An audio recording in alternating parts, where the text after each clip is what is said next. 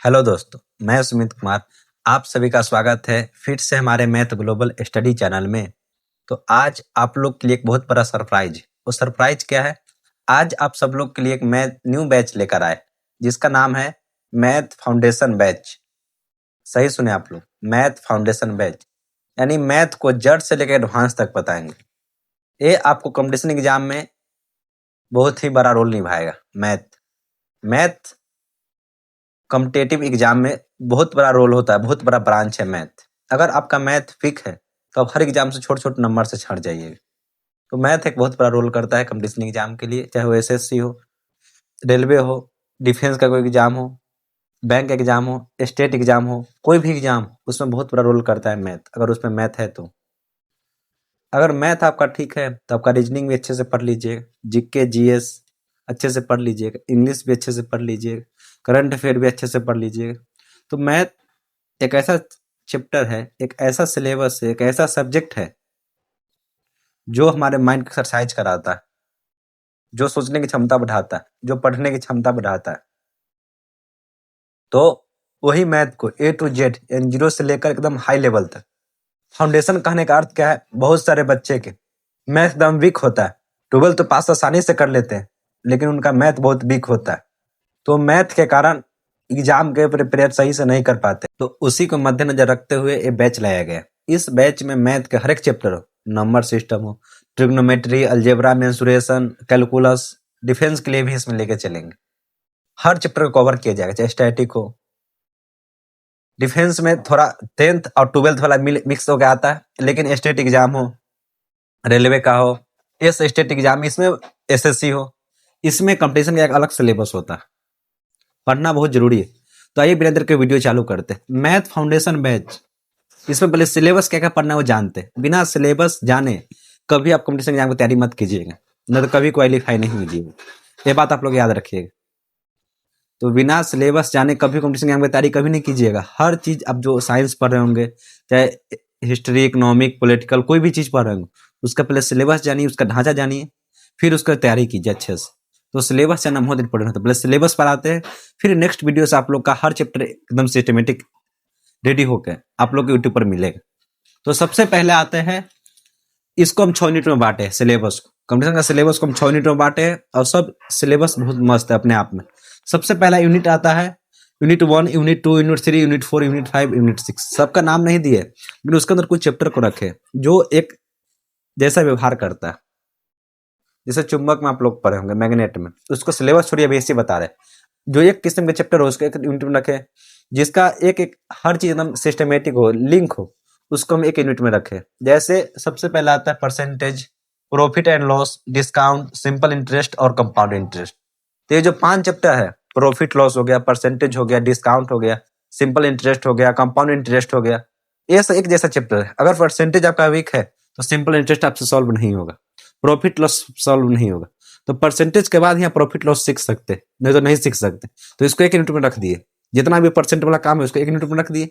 Percentage हो गया, profit loss हो गया, डिस्काउंट हो गया, कंपाउंड इंटरेस्ट हो गया, और सिंपल इंटरेस्ट हो गया। ये सब एक यूनिट में रख दिए। तो पहला यूनिट में आपको ये पढ़ना है, इसको एकदम डिटेल से पढ़ाएंगे, एकदम बेसिक से लेके एकदम हाई लेवल तक, जितना संभव हो सके उतना आप लोग को बताएंगे। सेकेंड यूनिट में हम रखे हैं एलसीएम एचसीएफ को, टाइम एंड वर्क को, एवरेज को, रेशियो एंड प्रोपोर्शन को, मिक्सचर एंड एलिगेशन को, पार्टनरशिप को, और पाइप एंड कस्टम को। यानी पाइप टंकी वाला हो गया, साझेदारी वाला क्वेश्चन हो गया, मिक्सचर एंड एलिगेशन वाला हो गया। ये सब क्वेश्चन बहुत इंपॉर्टेंट होता है। रेशियो एंड प्रोपोर्शन, समानुपात, अनुपात, ये सब पढ़े होंगे। एवरेज, औसत, इस लिंकअप चैप्टर एक तरह से, तो इसको एक जरूर रख दिए। अब यूनिट 3 में आते हैं। इसमें एक तरह समझिए एकदम जान है, कंपटीशन का इसको जान जान बोल सकते हैं, एकदम हृदय उसका, आत्मा है। नंबर सिस्टम हो गया, सिंप्लीफिकेशन। सिंप्लीफिकेशन बहुत जरूरी है।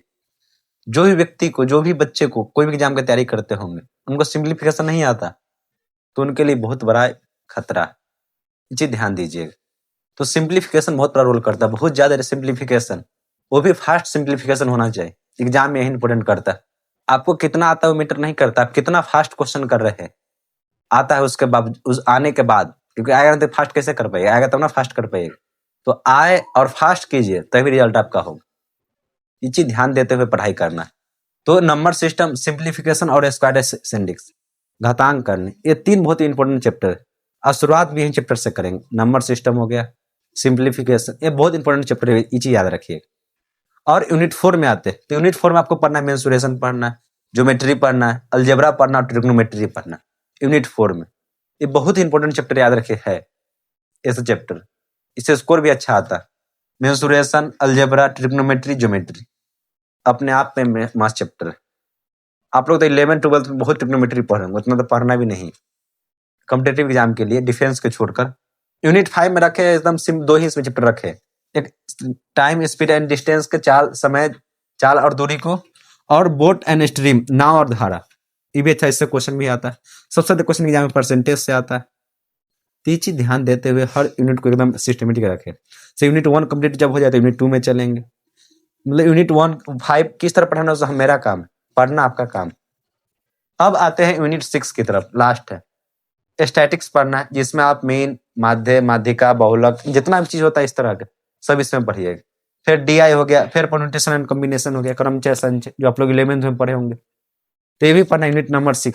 तो इतना जो चैप्टर है बहुत इंपॉर्टेंट चैप्टर है। आप लोग को एक भी चीज दिक्कत नहीं होगा मैथ कॉम्पिटेटिव एग्जाम के लिए, ये चीज ध्यान दीजिए। एसएससी में सीएचएसएल हो, सीजीएल हो, एमटीएस हो, सीपीओ हो, जीडी हो, एमटीएस हो, कोई भी एग्जाम एसएससी का, उसमें मैथ एक बहुत बड़ा रोल करता है। अब मैथ, इंग्लिश, ये दोनों चीज इंपॉर्टेंट। तो मैथ के लिए आपको सोचना नहीं है, एकदम फाउंडेशन के नाम ही होता है, एकदम जड़ से स्टार्ट करेंगे मैथ, एकदम बेसिक से। जिसको मैथ का जीरो भी नहीं आता होगा उसको हर चीज आएगा मैथ के, अगर ये फाउंडेशन बैच आप लोग कर लीजिएगा। यूट्यूब पर एकदम फ्री में रहेगा यूट्यूब पर। और सबसे मेन चीज होता है, बहुत सारे बच्चों को मैथ के पता नहीं, मैथ कितने टाइप के होते हैं पता नहीं होता है, मैथ के कितने भाग में बांटते हैं। ऐसे मेनली मैथ का एक विभाग नहीं होता है। मैथ को हम 2 भाग में बांट सकते हैं, एक प्योर मैथ, एक अप्लाइड मैथ।